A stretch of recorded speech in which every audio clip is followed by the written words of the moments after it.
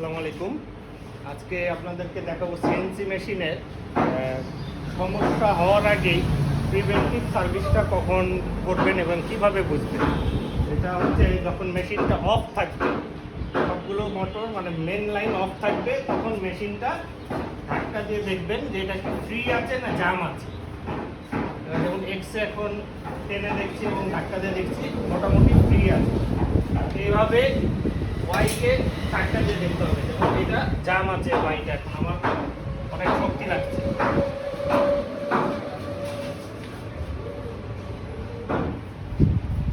জেটটাকে যদি উপর নিচে করি তাহলে এটা হবে না, কারণ এটা ব্রেক মোটরে মেশিন অফ থাকলে এটা আটকে থাকবে, কিন্তু এক্স ওয়াই এ ব্রেক মোটর না, এটা মেশিন অফ থাকলে তখন এটা আপনি ধাক্কা দিলে আগে পিছিয়ে যাবে।